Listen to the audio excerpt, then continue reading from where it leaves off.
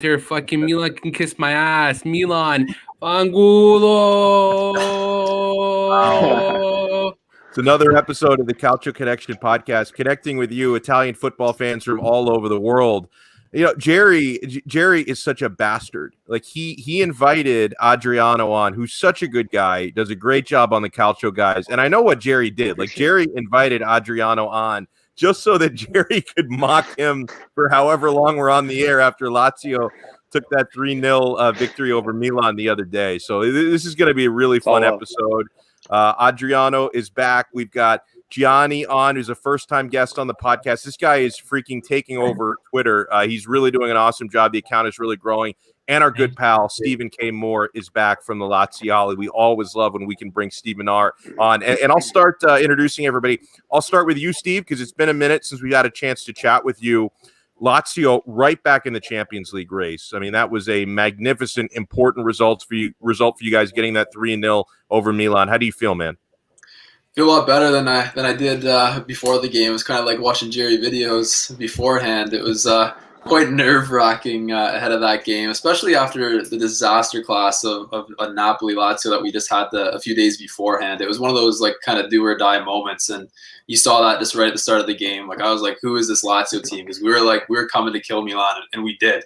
I know that Milan had that one chance early on, but after that, it was all us for a certain period. So it was definitely good to capitalize on our chances and take home that 3-0 victory. Because now it was tight before. I know there's like Atalanta, the Napoli, Juve, and Milan are all in those spots, but people were excluding Lazio. We still have that match in hand against Torino too. So we win that. Yeah. We're only 2 points behind that whole race of people tied at 66. And I know Atalanta's at 68, but very tight race. So definitely an important win. I mean, what a performance, setting the tone early with Correa, who ended up bagging a brace in the game. You know, he dribbles Donnarumma to get the first goal. He humiliated Tomori to get his second goal, and Ciro Immobile had a nice goal to put the nail in the coffin. So that was really a tremendous performance. Our good friend Adreano is a very good sport coming on with us. Listen, I know Calcio can be rough. That was a tough result for your guys. Who are, at least for now, I still think Milan can make Champions League. I wouldn't give up on that dream whatsoever. But, you know, out of fourth place at this moment, Adriano, how you feeling, man? Obviously disappointed, guys. Obviously, Milan has had maybe an overachieving season. But at the same time, this team has done some great things. This young team, I have to add, because I think people look at they look at some of the older guys and they're like, okay, but we do have one of the youngest squads. Again, no excuses. The team didn't show up. It was clear, like you said, Alex. Lazio setting the tone early. And holiday against Milan, it seems. Fantastic player. When he's on, he's truly on. So, it's obviously disappointing. Jerry and our boy Nardo and Laziali, and tonight with Steven as well, but because they merit, they deserve the 3 points. They took it by storm. I thought it was going to be a different type of match, but Milan doesn't show up if in games like this where it matters the most, it's worrisome. But at the same time, I'm still sticking optimistic. Top four was the hope and the objective. For me, it's still there. I don't think it's all lost. And again, you got to put this behind us. There's only 5 games left. It's going to be a fight to the finish. But one of these teams from 2 to 6 is going to be missing out, and maybe 2 to 5 is going to be missing out. If you want to include Lazio with the 6 as well, one of these teams is going to be missing out of Champions League. My fingers are crossed for Milan to stay in, but I think they have to turn the page against Benevento, and then there's a big match against Juve the week after. So again, disappointing result. Should have done better, needed to do better. And I hope these players realize what they're putting themselves into, because everything is in their hands right now. There's no pointing fingers at this or that, relying on this team to drop points. There's none of that no more. This team has to, dig down deep and take us out of this 10-year drought of not making Champions League, being a banter era for this club, a club with a lot of history, as all you guys know.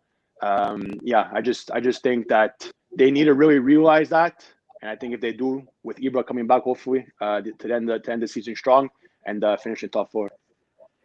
Well said. We welcome on Gianni for the first time on the pod. And hey, Lazio did you guys a solid. I mean, Lazio helped you guys out in taking 3 points from Milan. It was a tough one for Juventus as well.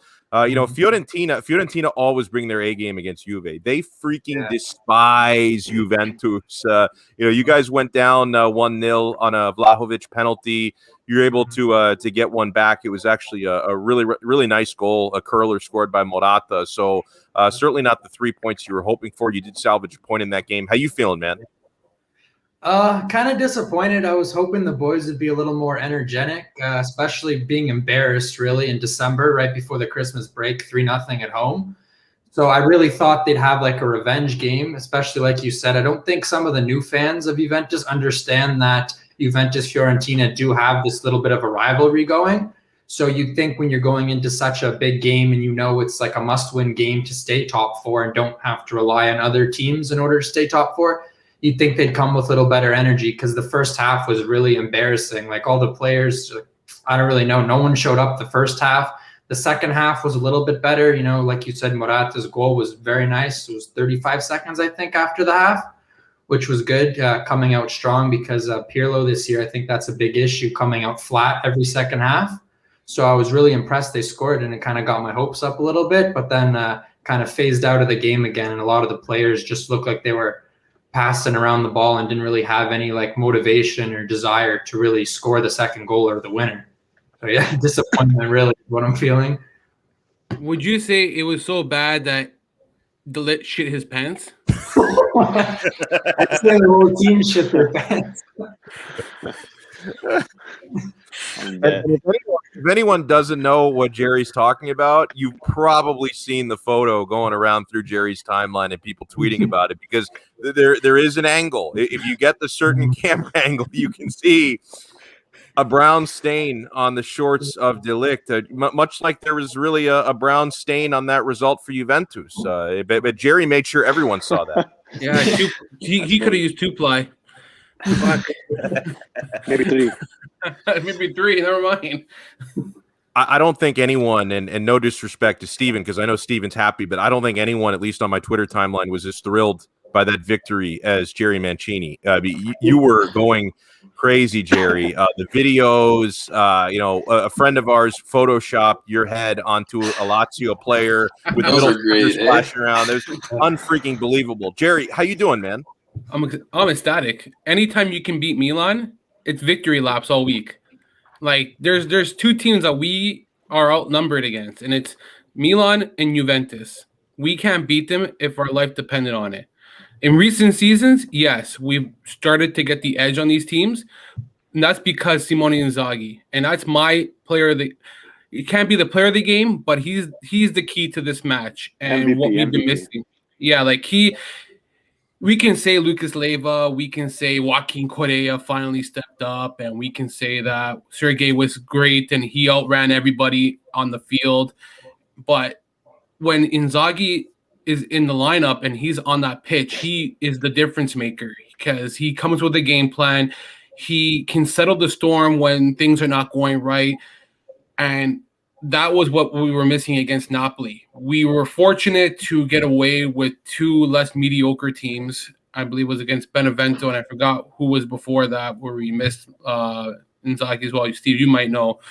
But I remember that. Feels like a long time ago now. Yeah, it feels wild. But we won 2 out of 3 without him.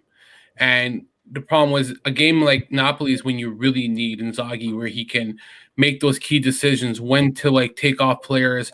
Look what I thought the biggest decision he made, and not many people have really pointed this out on Twitter, I noticed, was he elected to go with Andreas Pereira over Vedat Mariki, with Caicedo injured and not available in this match. And I think that speaks highly of where he is compared to where Pioli was in this game, where Pioli just didn't have an actual game plan. It was 20 balls crossed into the box to who? Who did the crosses go to? Well, the hope was Mandzukic, but that guy was like a plank of wood up top there for once for us. He's usually good. I was hoping Lazio signed him, but did not look good yesterday. The thing about Mandzukic was he was so clutch at Juventus. You always knew if there was a big goal to be scored, it was always going to be Mandzukic, right? You're talking about you need a game winner. You're in the 92nd minute. It was always going to come off Mandzukic's head every time. Yeah. No, for sure. And the first 2 goals were off for counterattack.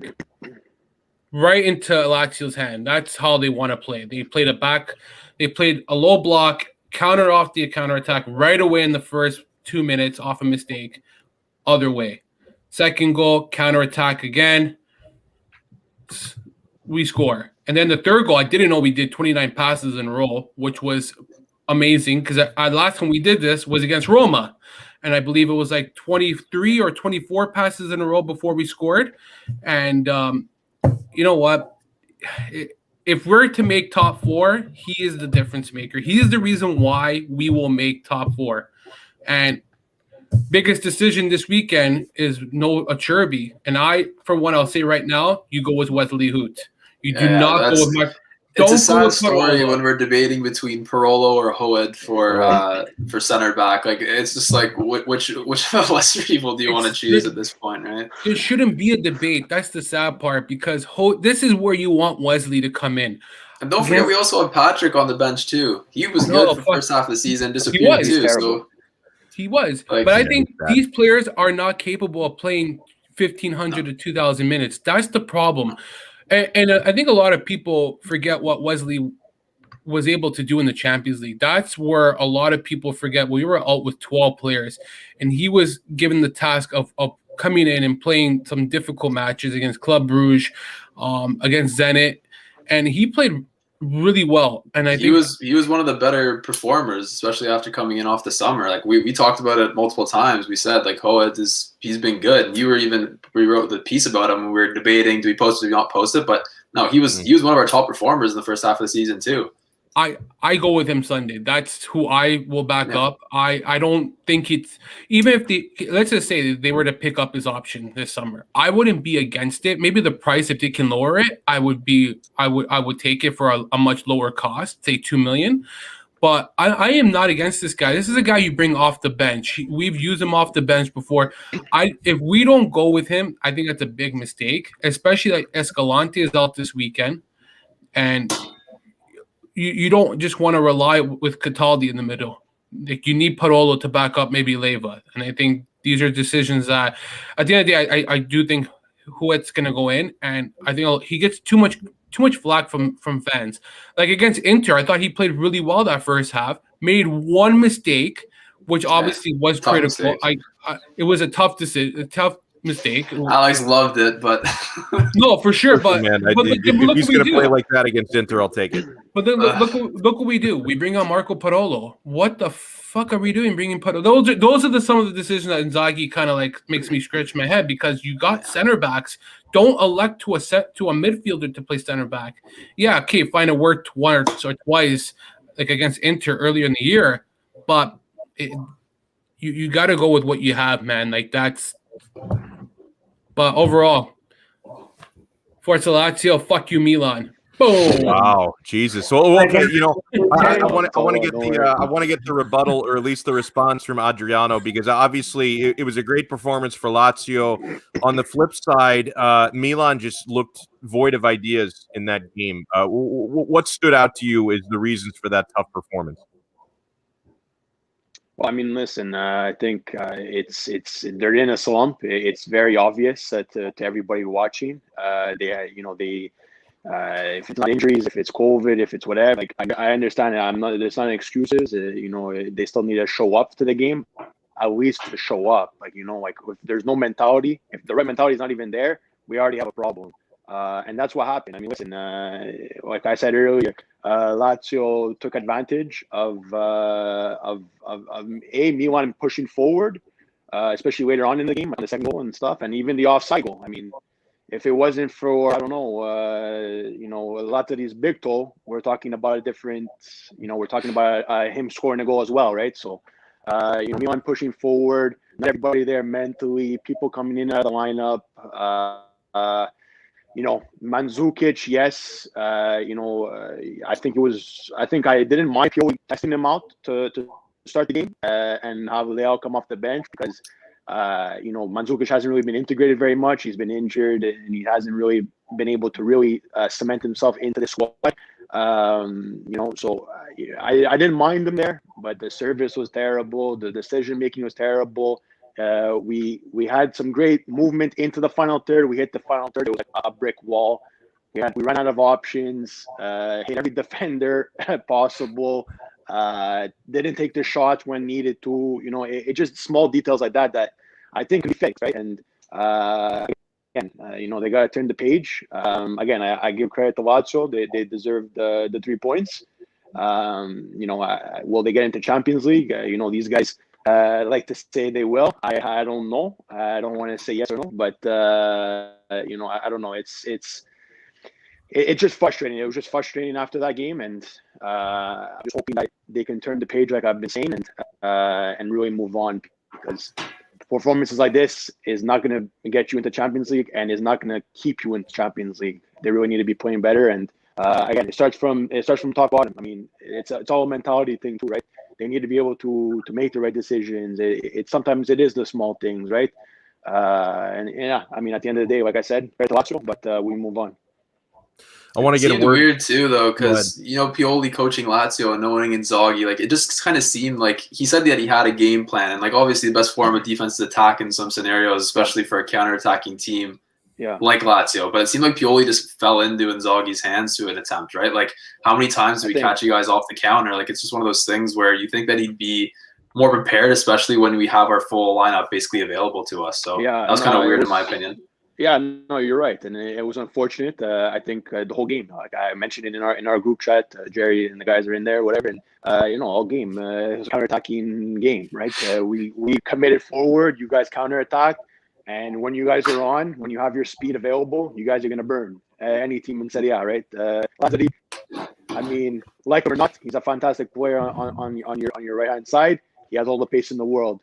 Correa, I mean, for me personally, fantastic player. I don't know what you guys really think, but he always seems to have a day against Milan, I said earlier, and it's true. I mean, great technical player, great technical finishes, especially the first one. But again, they broke Milan early, and Milan, it surprised me that, they kind of broke.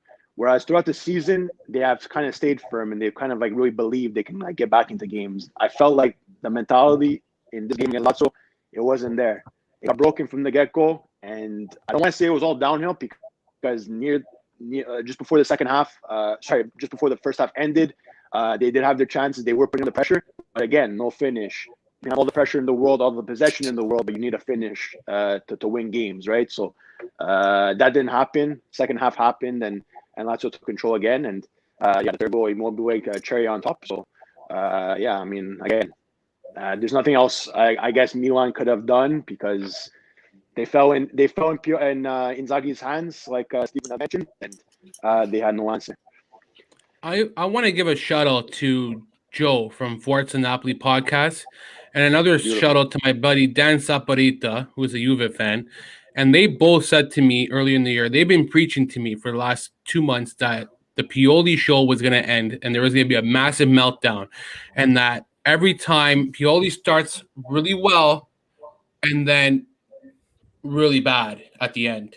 And I haven't been watching football like you guys probably have for the last decade. I started watching maybe 3-4 years ago because, like I said, I always say TV rights sucks here.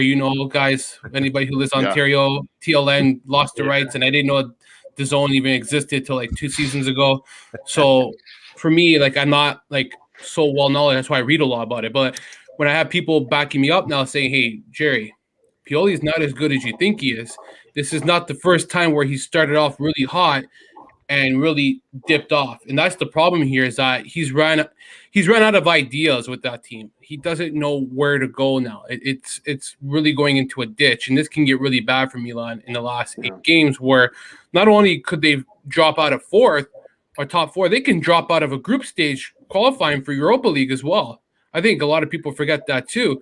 And it could end up being that they have to qualify for Europa League, and that can be really bad now. So I just think this Milan side. I don't think about that. I don't think that because I mean, he's giving you the ultimate Roma doomsday scenario. no, but Roma's way behind, right? We're still a Yeah. lot of points. No, We can but agree with that. We can that's agree right. No, Roma you're right. stays there. You're That's right, fine. but the sixth spot still has to qualify, I believe. Fifth place No, goes it's, into the group stage, and I think sixth seven actually. does, I think.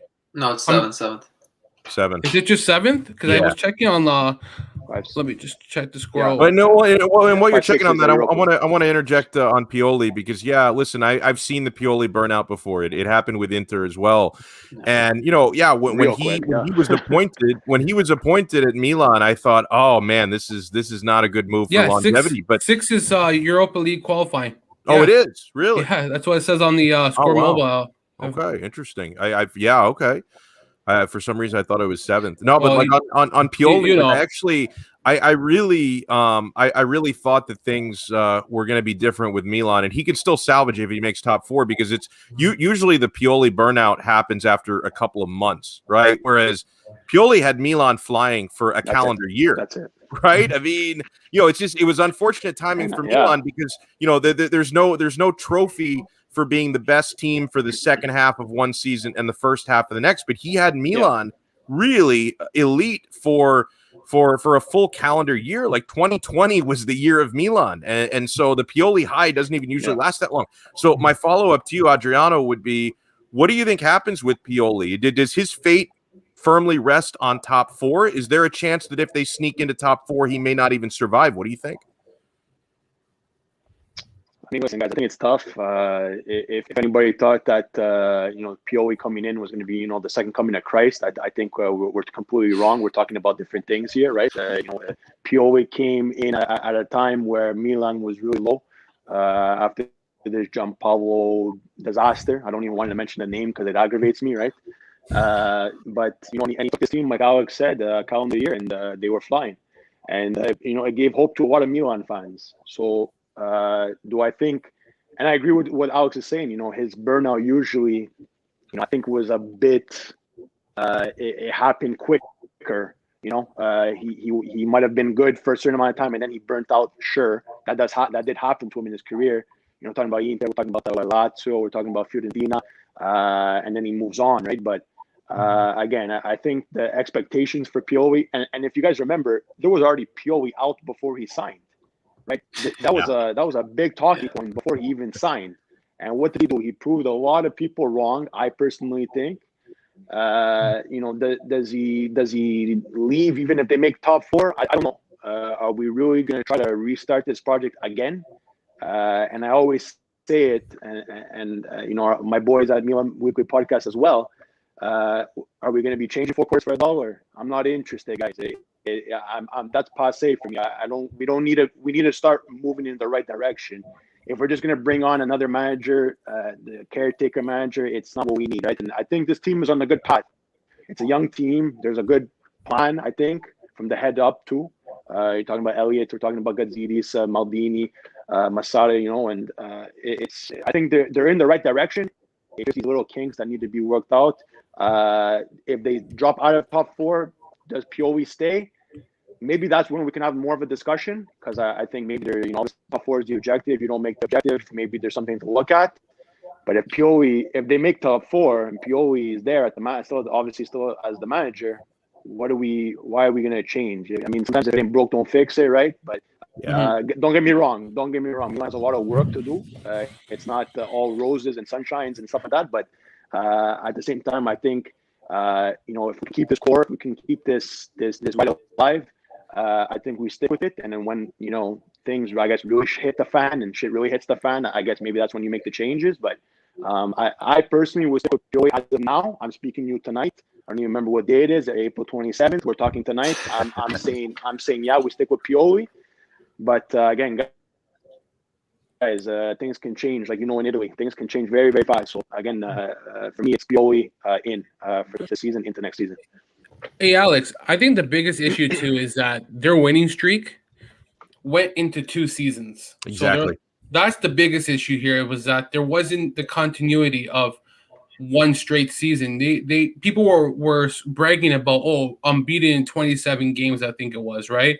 Or 28, or they had won X amount. I don't remember the streak.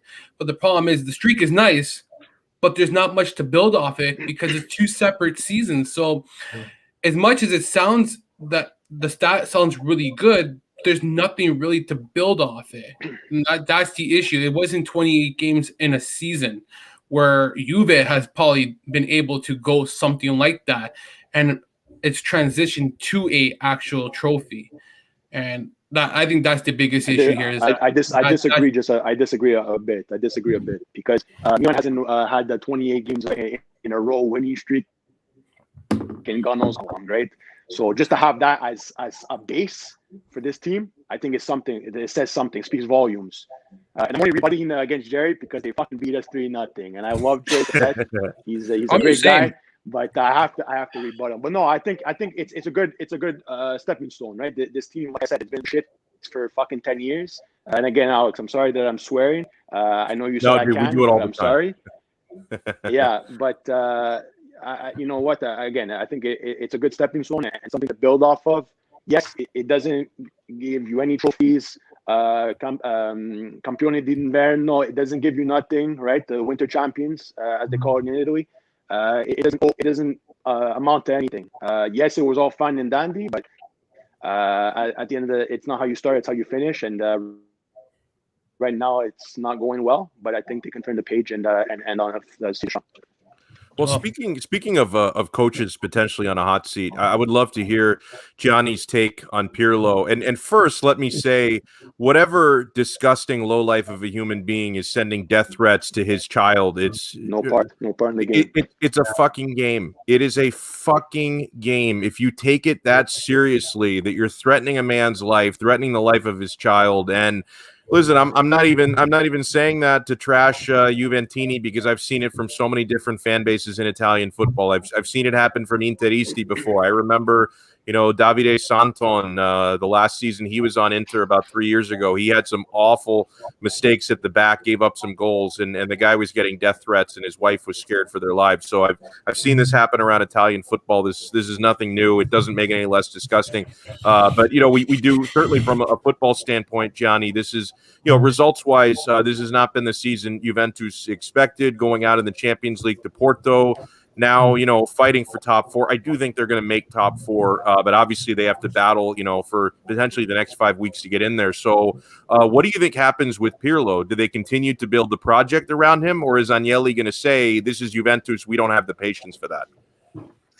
I don't know. Personally, I think if you asked me this question in January, I think Pirlo would have stayed. But the way it's ending right now, I think it's getting pretty toxic between some of the players and Pirlo, and obviously the management can't be too happy as well. So I think either way, how the season's going to end, the best really for Juventus right now is fourth place.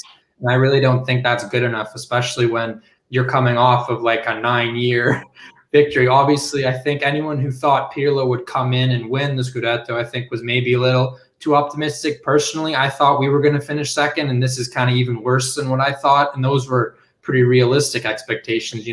Juventus could have ended up winning, but I think, Inter was extremely strong all season. So that's really what it was. But I think in the past month, really, it's down to Pirlo more than anything. So, yeah.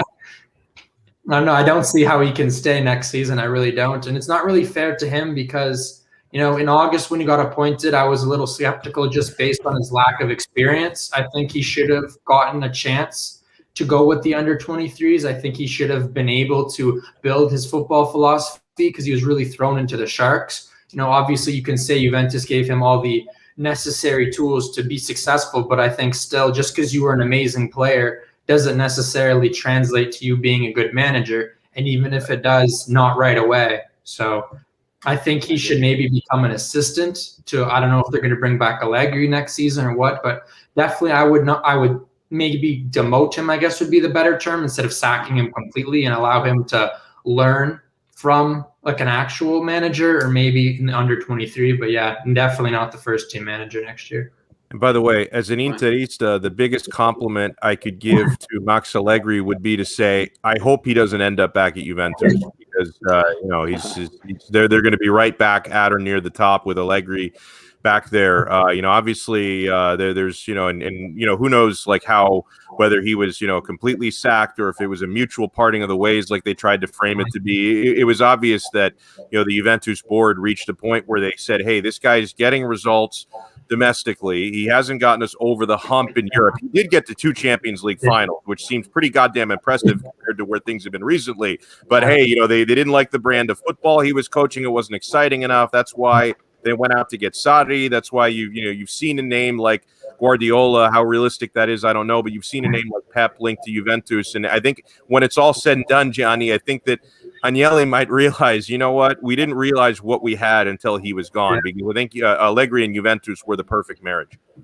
Yeah, I think when that breakup kind of happened, Agnelli kind of came out and was like super respectful and thankful of everything Allegri had done. So I really do think it was Nedved and Paratici who were behind moving on from Allegri. And I think there's always kind of been this tension, and they were like, we're in charge of it. Like, you're the president and we're in charge of the players. So let us focus on who's going to manage those players. And I think that gamble had really not paid off the past 2 seasons. So I think Agnelli has kind of gotten fed up. I'm sure the bosses at Exor have also kind of been a little frustrated with what's happened over the past 2 years, especially when you had to clear, signing Cristiano Ronaldo. That's a different topic in itself. But when you're going to invest that much money and that, so you're going to go out and get a manager who's maybe more suitable for his like attacking football you saw at Real Madrid, but then for it to end up you regressing 2 years worse after worse, I think Agnelli's going to put his foot down and say, if it's between Allegri and Paratici and Nedved, I think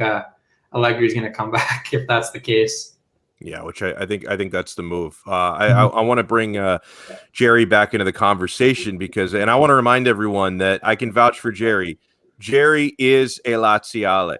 I know he gets accused on Twitter of being an undercover Interista because every now and then he'll write some Inter stories for Serpents of Madonnina. But I think sometimes people forget it is possible for someone to write news articles about a club that they're not a fan of. So give Jerry a break. Now, with that said, I have been trying to convert Jerry. I've been trying to convert Jerry for over a year. I think I'm making a little progress in turning him into an actual Interista.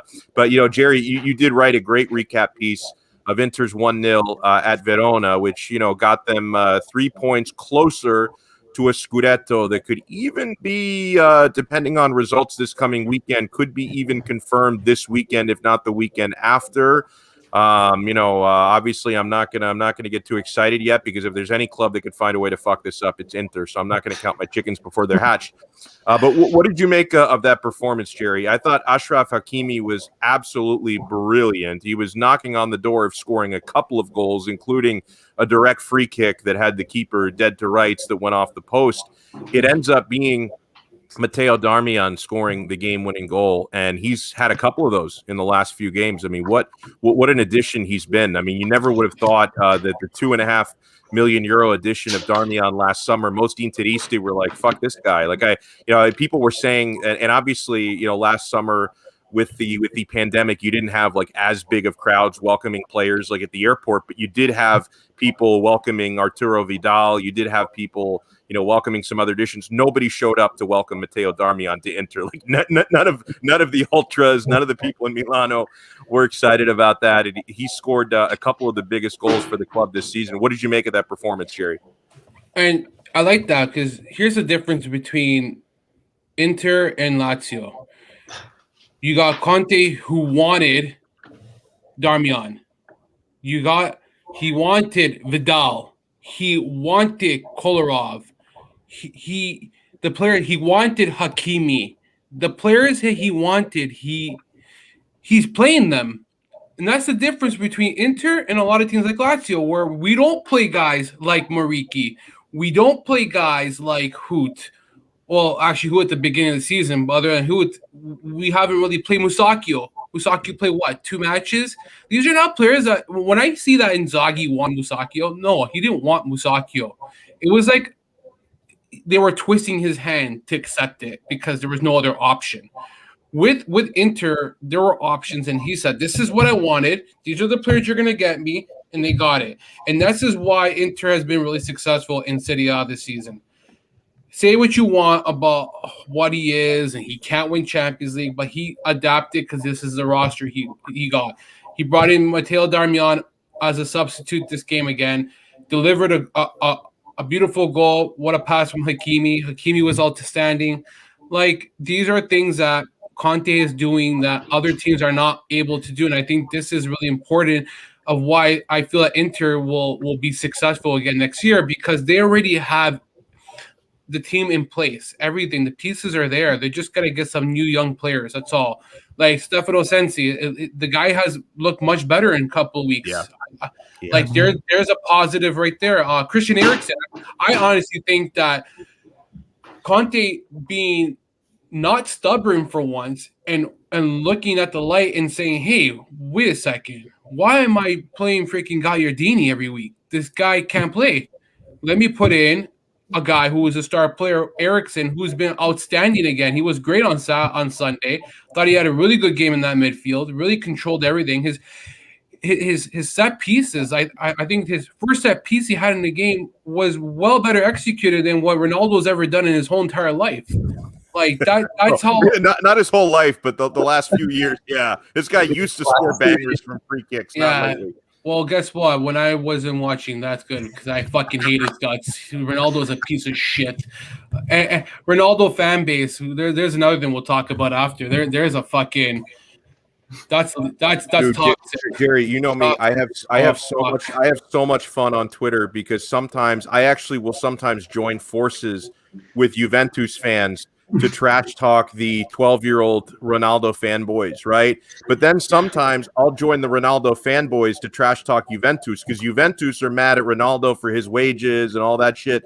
The Ronaldo fanboys think that, oh, this club is holding him back, that Ronaldo is the greatest thing since sliced bread, but it's Juventus that is keeping Ronaldo from flying. So sometimes I'll kind of join forces with whoever based on when it's convenient for me. But Jerry, a follow-up I wanted to ask you on the Inter match. Certainly in live time, I thought Inter got very lucky when Handanovic did not go up strong for that ball. He tried to cradle it like a basket catch when he should have put both hands over his head, and Faraoni made some contact. The ball went into the back of the net.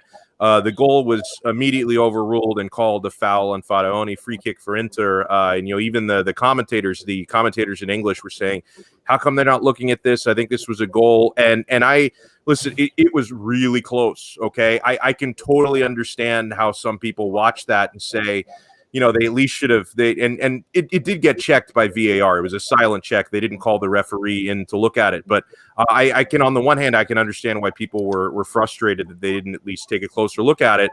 Now, I did study the slow-mo replay, like the Zapruder film, and upon the super slow-mo, I do think that they got the call right. It was incredibly close, but I do think Faraoni got a touch on Handanovic's left arm, which impeded his ability to catch that ball. So I do think by the thinnest of margins, I think it was the right call, but it was certainly close enough that it created a lot of controversy amongst Calcio fans. What did you think of the call? I think goalkeepers have too much protection. That's what I think here. That's a 50-50 chance where the forward can go and win that ball, but the goalkeeper can go and win that ball as well. When you look at it, it's not his fault that Handanovic is a dumb idiot and for the third straight game cannot freaking corral a ball properly. Yeah. Like, seriously, like that. There's no reason why he should even get to that. He's got to get that ball. You go strong for it. Like, well, why do you try to cradle it? You go up strong. It's ridiculous. I think that if there's one area of Pepe Reina's game that a lot of goalkeepers can learn from is the way he is a very aggressive goalkeeper and he comes out and challenges players. He puts his body on the line to win the ball. And I think that's very important as a goalkeeper. You just can't be scared. In that situation there, he looks very scared. That's how I look at it. Screw you, Mario. I see you. I see your stupid messages, prick. But I want to actually go a little bit off topic with this game here. And there's one player who was a loser for me, and it's Kevin Lasagna. This guy is fucking shit. How does this guy – hold on. Matteo Politano doesn't even get a call. Hold on. Politano doesn't get a call up to freaking screw you. Bring you up Pepe Reina right – yeah, it's right there. Anyways, how does a guy like Kevin Lasagna get a call up for the Azzurri, but Politano doesn't. Like, seriously, this is a joke, man. If anybody watches Inter game, I never seen a guy piss chances, not make runs properly, go offside, fall on the ground, look for fouls when there's no fouls should be called. Like, everything about this guy's game is garbage. Like, I think he's terrible. He stunk at Udinese. He stinks at freaking Verona. He's going to stink everywhere, and somehow he's going to get a call-up. And, like, we can't see Politano, what he can do with Italy, and how he was tremendous against Lazio. I thought he had a good game against Torino. Like, and I hate hearing that Benedeschi is a versatile forward. He can play on the left. He can play on the right. He can play midfield. Fuck that shit. Why is he so true, though? Like Benedeschi is not very good at anything, but he's like halfway decent at a lot. Of things. Exactly. Shout out to Lucci. No. This is bullshit because this. You know what? I'm not. It's stupid because every player that gets called up on this team is valued on what they've done with their teams, how good they've been with their teams, and the only guy that's been on this freaking Azzurri team and shit the bed all year is Bernardeschi. See, I don't believe in that. I honestly believe that the manager of the national team should be selecting players based on who he thinks fits his formation and his objectives. I don't think it's not an all-star game. Like I don't think Mancini has to look at it and say, I need to reward player X, Y, and Z for having a good club season. I think he has to look at it and say, I need to select the guys that I think can work best with my tactics. Mm-hmm. It seems like he's been choosing a bunch of different players, though, too. That's the one thing. Like, you look at how many people he's been bringing up and, like, giving these random players, like random players starts. You know, he's got, like, his midfield core and, like, whatever. The striker position may be a toss-up between Belotti and Immobile. But most of the team, like, he knows who the starting 11 is. It seems like we're facing, like, the likes of, like, Estonia and all these, like, random teams that we know we're going to beat, or now we're back to beating them. Before it was a little bit of a hiccup a few years ago, but now we're starting to beat these teams again. He's trying to like throwing a bunch of these players out there, like Jerry's saying, like lasagna and stuff like that. Like, I don't know, to a point, like Bernardeschi, like when he plays with the Azzurri, he doesn't look half as bad. I don't watch a lot of Juventus games because I can't stand watching Juventus, but I boycott a Juventus game. Man, they're fucking boring as hell. I've heard some bad things about his play with Juventus, but yeah, obviously it kind of comes down to that point, like what Alex just said. If it's going to be like we're fighting for the Euros, it's not going to be based on who's doing what for their domestic club. It's going to be who's going to fit his formation, who's going to work well with their teammates, and who's going to do well. We've seen Immobile struggle with a 4-3-3. Well, that's because he works best in a 3-5-2 with another strike partner, right? Like, it's one of those things where even Mancini could pull what Inzaghi's doing and change his tactics a little bit and make it work like that. But we'll see what happens. Well, Cristante deserves a call-up. Cristante? I saw somebody put up a lineup today. Someone had on their starting 26, Cristante. Are you over Politano? We don't need Cristante. We got a solid midfield. I'd rather bring Politano and he'd be my third or fourth option, okay? Cristante. What the fuck's wrong with these people, man? That guy's playing center back at freaking Roma. He looks like a fucking... Oh, he's terrible. I'm sorry. I don't like him. I don't like him. I think he's fucking horrible, but that's just me. But, yeah. I don't know. I just had to let that out because Kevin Lasagna is shit, and that's all I can say.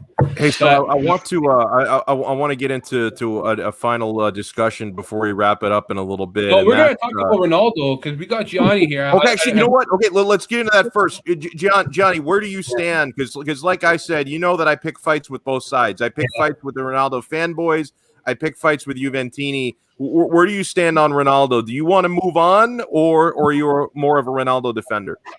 No, if you just take a quick scroll on my Twitter feed, you'll pretty quickly see I'm definitely not one of his defenders. Yeah, I don't know. For me, I think it's best to move on. I think you want to recoup a little bit, if anything, of the money you paid for him before his contract does run out next summer. I think if you want to look at everything he does, sure, he is the team's leading scorer, but he's also the team or the league's big chance leader. Like, he's missed 25 or 26 big chances this season. You can start to see that, he is regressing a little bit. So I know I'm going to get a little bit of heat for this like I normally do. But I think, honestly, when you sell Ronaldo, you don't need to replace him with someone who's going to score 30 goals. I think Juventus in years past, sure, we've had like the players like Higuain and Tevez who are scoring big goals, but we never needed a player who's going to score 40 goals himself. So I think this whole dynamic has really made the team unbalanced, and I think we've really seen that, especially this year. with a less experienced manager who maybe knows how to mask that a little more. Like I think Sadi did a good job last year doing that. But I think really this year it's showing. So I think it's time to move on, get some money. But the real big thing is get that 60 million gross wages off the books and maybe invest that in a Rodrigo De Paul who's created the most big chances in all of Europe, right? Or maybe a Locatelli who looks like one of the better registas, which is our biggest need, really. And I think if you're going to bring in one or both of those players, I think you would definitely see an improvement in the midfield, and then that would translate to the goals just being more evenly distributed amongst the front line. Now, Art asked a good question, though, because obviously if you're looking to move on from a guy like Ronaldo, there are only a handful of clubs in the world that can actually afford to pay his wages. So does it really come down to, maybe one of a couple Premier League clubs, maybe a return to Manchester United, PSG, of course, they've got all that oil money, maybe back to Real Madrid, although I don't think that's really in the cards for them anymore. What are you thinking?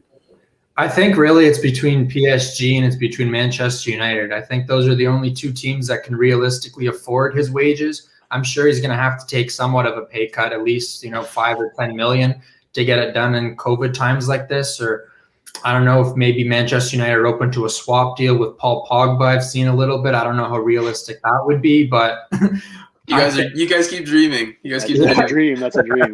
that's a dream for me. What about Milinkovic? Take Milinkovic too while you're at it. I wish There I you could go. call him that for 3 years, but Lotito, respect to him. He's not afraid of anybody. He'll not be bullied into selling a player. So I highly doubt he'd sell to Juventus, especially one of the best players on their team. Well, actually, you guys might know what is because I don't know what the beef is between Lotito and Yeli. There was a deal that he got fucked over on I think it was Lichtsteiner, and he kind of screwed him over, and now he holds a grudge against Agnelli. I don't know what the deal was. I forgot. Well, Agnelli's an asshole, period. So I think everyone's got a grudge against that dude. I don't think the whole world has a grudge against Agnelli right now with the Super League especially stuff. now. Yeah. Credit to the Laziale, because they were the first to report it now that Savage has a 80 million price tag on him. So I don't know who's going to pay 80 million during this year. What Gianni said, right? I don't think that's Lotito is going to sell, and it's one of those things where he told the player, Absolutely. "Hey, if this comes in, sure, but for the time being, you're happy. That's good. I'm happy. We're happy as a club. So unless someone wants to come in and give us that money, sure, then we'll be able to reinvest it, and then that's when we can get." I've said this: if we sell Luis Alberto, De Paul would be my first replacement. Get him in there. That's an easy swap. But Milinkovic Savic is one of those players. If he leaves the team, it's gonna be drastic because everything is through that guy. And there's no one like him except you could maybe compare Paul Pogba, but that's even wouldn't even say that. It's hard to find a replacement for him right now. So if I'm Lazio, I'd actually consider selling Luis Alberto right now. Seriously, that's just me. What is he? 28 now. At 28 years old, he's at his prime, and I don't think you're going to get more than what you've gotten from Alberto. And if you can get 40, 50 million from a club, and you'd be surprised who would pay for Alberto, because he still has a lot left in the tank. I would consider it. You need it would have to be like a Rodrigo De Paul to come in and replace him at the same time, though. But it's a consideration, because a guy like Savage, who's 25 or 26, has a lot of upside, and I wouldn't sell him. It doesn't matter how much you offer me, because that's a guy you build around, and he can build off his game. Whereas Alberto, I just don't think he has. I think he's already hit his threshold, and what you're getting from Alberto is what you're going to get, and that's it. You're not going to get any surprises on another game, whereas Savage will give you that surprise inside the box. He'll give you a surprise in a defensive play. He'll do something. Like this past game against Milan, he covered the most ground, almost 13 kilometers compared to anybody like that. That's almost a kilometer more than Alberto and Kessié. So, for me, I try to be more realistic. I love to keep Alberto and Savage. I think they're the best midfield duo in Serie A right now. And I know people will probably, I don't know, Mario is going to shoot at me right now any minute, but I don't look at just this season. I look at the continuity of these two, along with Leva, and how they've been able to build off it in the last 4 or 5 seasons under Inzaghi, and they've been good every year and building much better. I don't know, it's tough, but I don't see Savage going anywhere. I pushing So on you. I'm trying to do the calculation. I'm trying to do the calculation here for because George there, he and I are American. We don't do this metric system bullshit. So hold on, I'm going to divide 13. I think it's divided by 2.2 if I'm not mistaken. It's on the City Us site. 6 miles, about 6 miles. 6 miles. I don't know. With you, I feel like DePaul. Just quickly, Alex, if I may. DePaul's name gets tossed around a lot with a lot of clubs. Do you guys think that he's ready for that? Well, ready. I don't think it's either now or never for DePaul. I think, but you think he would be able to make the jump to that bigger team in quotations? I think he was ready about a year ago. Now, my fear would be like I need him to get away from a lower table club right now because I don't want him to fall into a trap that a guy like Berardi has fallen into, where he's just content to rot at Sassuolo forever, and it's even getting to that point with Belotti at Torino, and I think he's finally going to get out of there. But it's like I don't want to see really good players who deserve to make jumps to bigger clubs while they're still in or entering their physical prime. I want to see him get the opportunity to do that. With DePaul, I think he could be a big-time player. I mean, obviously, Adreano, it's not an exact science because we've seen players look really good at mid-table, lower-table clubs, and then the lights just get so bright, when they get to a top four type. But Steven, I think you were saying you agree with that. What do you think?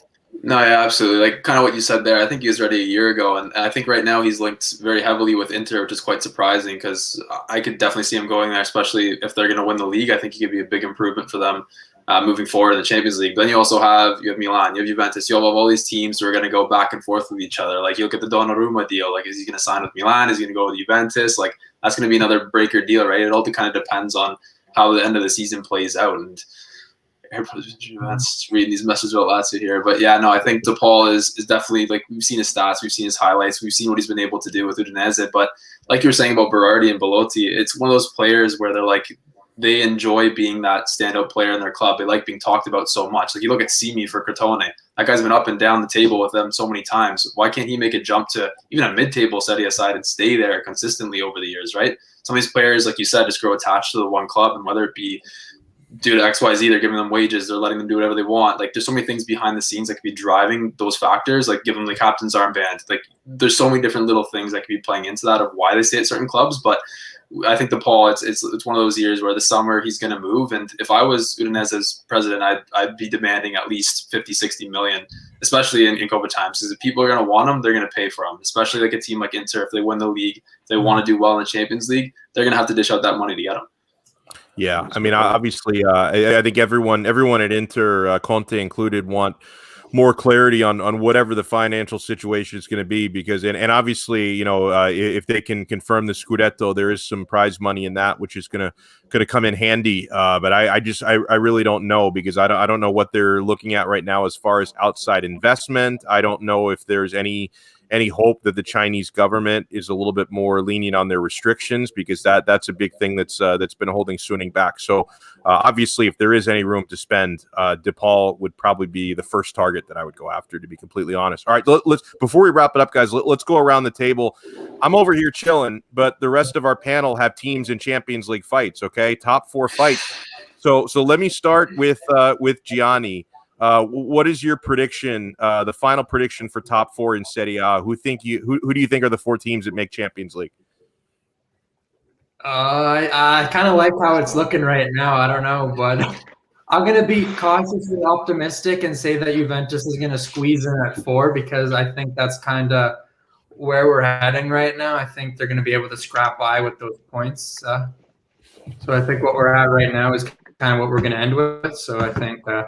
Yeah, I tend to agree. What do you think, Jerry? I'll get you next. What's your prediction for top four? Or do you think Lazio crack it? Because Lazio, like Steven pointed out, they may be 5 points back, but they do have a game in hand against Torino, so that could become 2 points if they can get that win in May. Well, give me a second here. I'll tell you. Okay, so I like Lazio finishing. I said from the beginning of the year that Lazio was going to finish 4th, and I'll stick by that and say that they're going to finish in 4th. And the schedule works out perfect for Lazio because they have Roma, and I know people are going to say it's the derby, but Lazio is gonna go out strong against that game. Like, and Roma, shit, yeah, that Lazio thinks wins that though.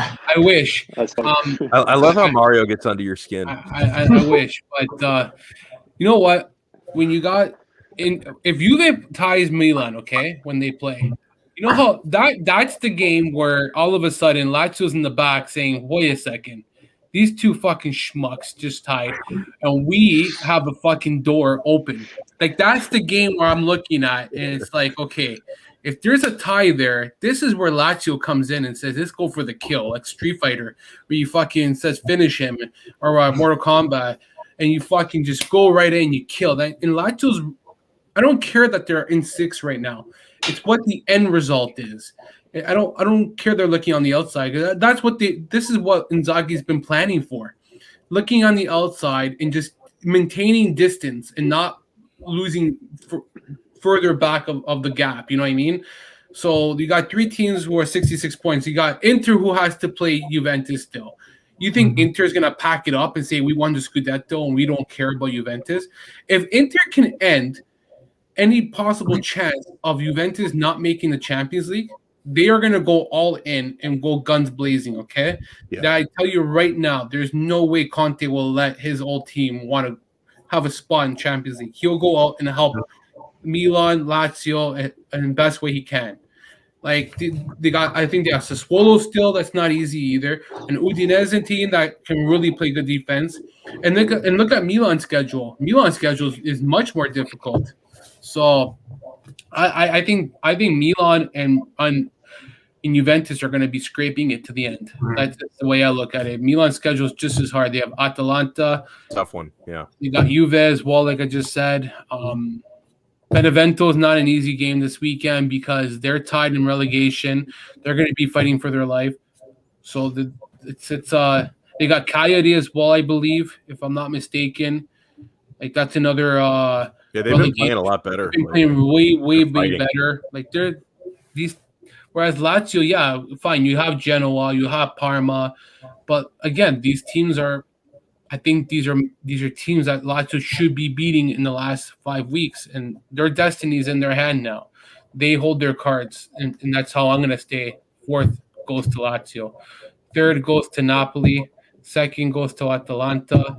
And fucking 1st goes to Inter, and Juventus and fucking Napoli. Sorry, Juventus and Milan will be golfing in Europa League. That's all we're going to see City on a fucking revolution, guys, after the season. That's how I'm calling it. Hey, what do you think, Steve? What's your final prediction for top 4? Yeah, like I was looking at kind of the tables and the rest of the games left for these teams. So, like Jerry said, we got Atalanta. Inter's going to win. Like, there's no doubt about that. I've said that since the get-go. At the beginning of the year, I had Inter finishing 1st, Juve 2nd. Like Johnny had mentioned, Atalanta 3rd and Napoli 4th. I really hope that Inter can kind of finish. Inter's going to finish 1st. I think Atalanta will finish 2nd. And then it's a kind of a toss-up between 3rd and 4th. I think Atalanta and Inter are kind of those securants at 1st and 2nd. 3rd and 4th where it gets a little tricky. My hope, Lazio finishes in one of those 2 spots. Whether it be 3rd, whether it be 4th, I don't care. And then I'd like to see Napoli finish in one of those other 2 spots. So the top 4 there, I got Inter, Atalanta, Napoli, Lazio. Whatever the formation of 3rd and 4th, that can be what else. Actually, what I think is going to happen, like we're looking at these schedules here. You have Atalanta who's got to play Milan. That's their only other top 6 team. Napoli's got no one. Napoli's kind of got that free run whereby if they can beat all these mid-table, lower-tier sides, like they're in. And Gattuso, all this talk about him leaving, Aurelio De Laurentiis doesn't want him at the club anymore. Like that's nonsense because he's in the race right now. He finishes 3rd or 4th. There's no reason why he should be leaving that club because he's deserved it. Then you have Juve, who's got Milan, Inter, Milan, who's got Juve, Atalanta. Those 2 teams are going to be fighting to the end because especially in the form that they're in right now, this is going to be the toughest spell for them. Obviously, we'll see what happens because look at the refereeing Lazio got with Orsato in the week before against Napoli. It was absolutely dreadful. Bad. So we'll see what happens between Juventus. But you have to also take into consideration that Juventus also has the Coppa Italia final against Atalanta 1 match day before the end of the season. So that's another big thing too, where I think if Juventus is like kind of out of the loop and Atalanta's in 2nd, they're going to go like they both want to win a trophy at the end of the day. So they're going to go kill themselves a day before the final match to win that trophy. And then we have the final match day, which is going to be contingent. Like I think there's so many like things between like now and the final like 5 games where it's going to be like every single week we're going to be analyzing the results. Oh, well, we have to get 3 points to go here, 1 point to go here. Like it's all so tight. so yeah, tight. I before I get to Adriano's take, I actually, I know it's boring to go chalk, but I tend to agree with Gianni. I think it's gonna end up the top four finishing the way it is at the moment, with Inter first. I'll knock on wood when I say that. Got too excited there, Alex. Don't worry. You pulled a fucking They're now Ronaldo, losing the man. Scudetto. They're now You pulled losing the the Scudetto. Ronaldo. You that tripped happened. on your feet, man. Flat on your face like that piece of It's gonna shit. be Inter dropping the trophy once they win it, eh? Yeah, there you go. Oh, You're your muted. You're volume's off. muted. You're muted. They're losing. They're losing. There we go. Fuck, Back- man, you are back special, Ronaldo, they're eh? losing. You choked there big time like Ronaldo. That's like one Alex of his spoke too free soon, kicks. Alex. That's Jesus like one of Christ. his free kick specialists there, buddy. You hit the wall big time, eh? I'm gonna have to make so many like animal sacrifices to cancel out the jinx that I just put out there. So I'm gonna go. Atalanta too. The remaining fixtures are manageable, and they're playing so well right now. I'm gonna go Napoli 3. They're also playing out of their minds, and they've got a relatively easy go. And then like 4 is really tough. I would actually like to see Lazio get in, but I think it's going to end up being Juventus just at the end. And because I think Milan have tough fixtures to go. And with Juventus, it's just like there's too much quality there. Like it's still hard for me to believe that team is going to miss top 4. It's going to be very close, though. What do you think, Adriano? Yeah, I mean, guys, I don't know, I think I'm a little bit superstitious. I don't really want to put it out there, but we already put it out there on my podcast. Way back when. I'm sticking to what my guns. If I'm right, I'm right. If I'm wrong, I'm wrong. It doesn't bother me. I had Inter, Juve, Atalanta, and Milan as the top 4 teams. I don't care what order that finishes in. For me, that's what I see.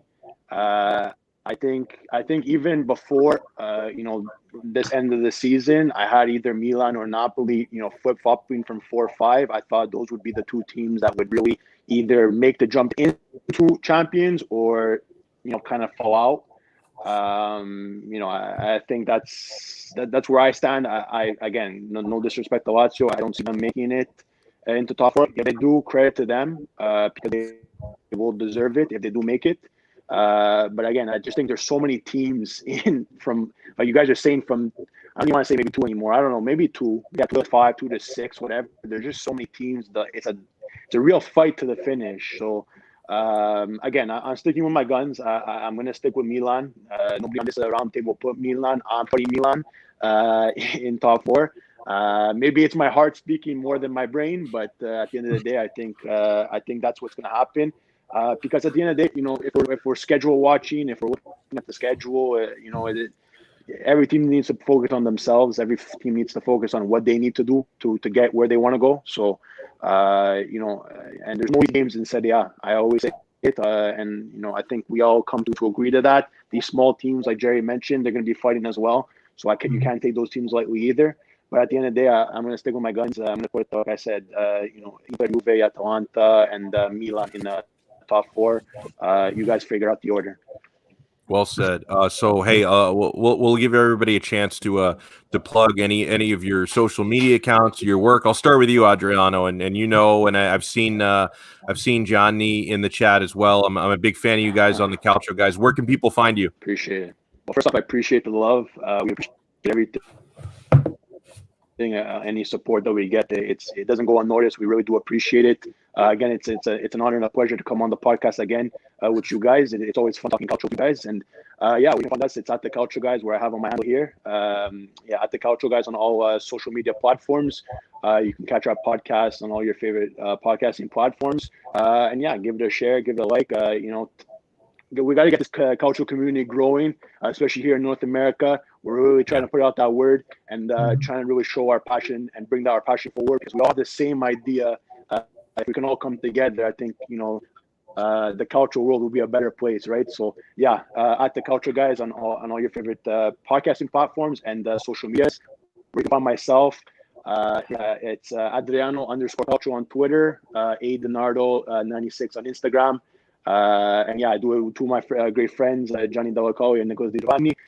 So we got a big bounce on our show with different fans of different teams. And I think we do an okay job trying to get the wider variety of opinions and topics, just like you guys do over here. So again, it's been a pleasure and an honor, and follow us all over. Well said. And of course, Steven does incredible work covering Lazio. Where can people find your work? Thank you guys, for coming on. Adreano, was kind of hard to follow up with that great heartfelt ending to there, so try to make it quick. But thanks again, guys, for having me on. And you can find most of my work with the Laziali at _Laziali on Twitter, and just the Laziali on Instagram and Facebook. But my personal is at S_K_more. Mostly just all Lazio content. And thank you guys again. And of course, huge thanks as well to Gianni for joining us for the first time. Anything you want to promote, man? Where can people find you? Yeah, thanks for having me on. It was fun. This is pretty much my first real official podcast I've done. So it was definitely a fun experience. And thanks to everyone in the comments showing me a little bit of love. Keep me going. A little nervous to come on here, but I think it ended up doing well. So you can find me on Twitter just at Black, but with a V, so BLVCK, and then Gianni. And then also on Instagram, it's called Black, but BLVCK again, Juve. And I just make some Juve edits, which are kind of dark and super green. Yeah, find me there if you're looking for some Juve edits. But I don't think too many of you guys will be looking for that. But yeah.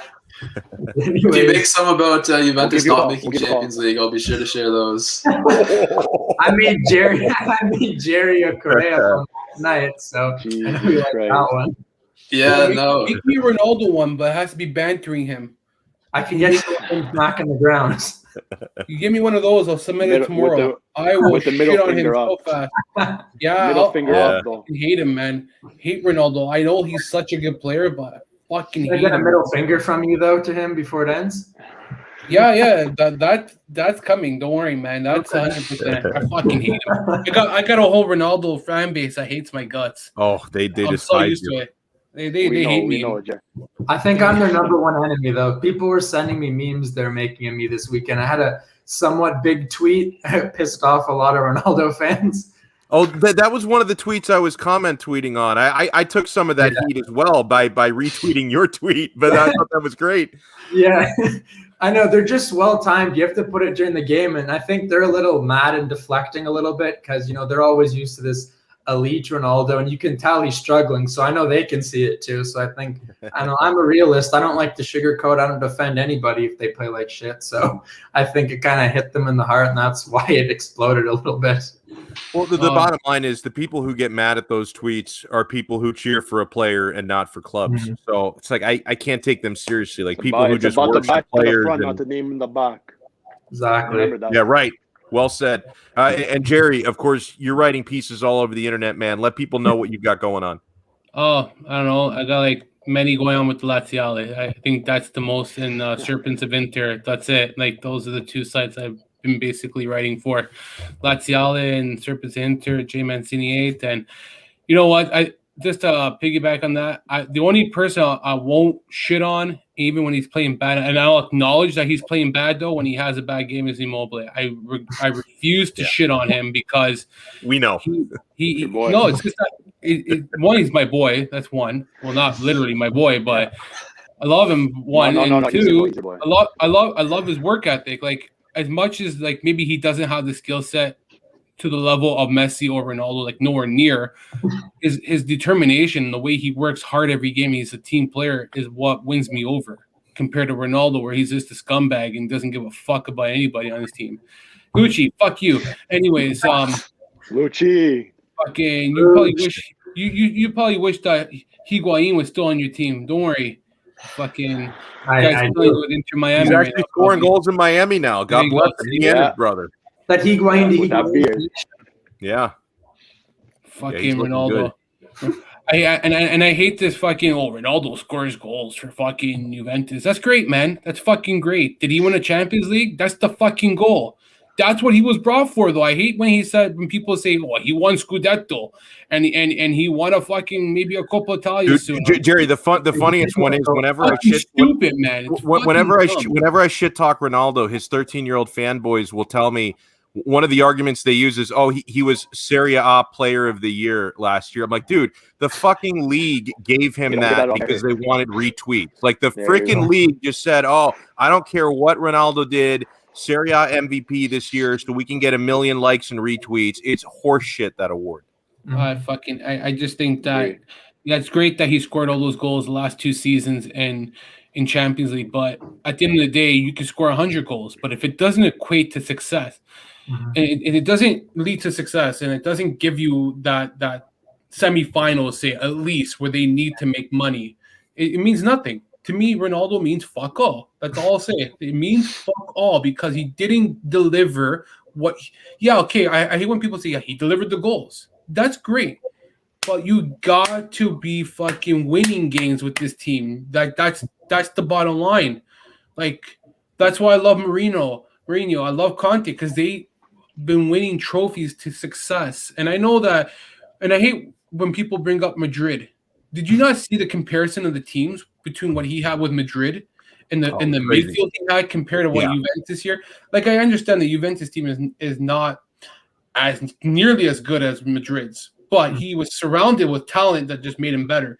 And now he's surrounded with less talent, and what's he done, really? Like, I don't know. That's just me, man. A lot of people may not agree with me, but I just think, like I kind of said earlier, it's like you're saying he's got a lesser midfield now. That's true. But like I said, he's first in the league for big chances missed. He's missed 26 big chances. How can you blame the midfield then? That's true. Spamming 15 crosses a game at his head, and he's completely missing. So I don't really know what you can use for there. But no, that's a great and even 27 chances missed. He struggles to adapt his game at the age of 36, where he's not the same player he once was 10 years ago, where he can play like lightning. Like, he needs to adapt that, play with his players. Like, there are instances where he doesn't even make a pass. Like, they bring up how he has more touches than you for some odd reason. Shout out to our Gianni. Yeah. Touches, fuck him. I'm ending this right here. Ronaldo, go fuck yourself. Wow. On that note, we're done here. Huge thanks to everyone. You guys can also follow me on the Twitter account. You can see on the screen, or if you're listening, Alex Donno on Twitter, Donno. Make sure you get me there and check out. I do daily shows. I mix in a little bit of football talk, of soccer talk, but primarily American sports, 3 to 6 p.m. weekdays on onsiteradio.com. We'll talk to everybody next time on another episode of the Calcio Connection podcast. Ciao. Ciao, guys. Forza Milan. Yeah, fuck.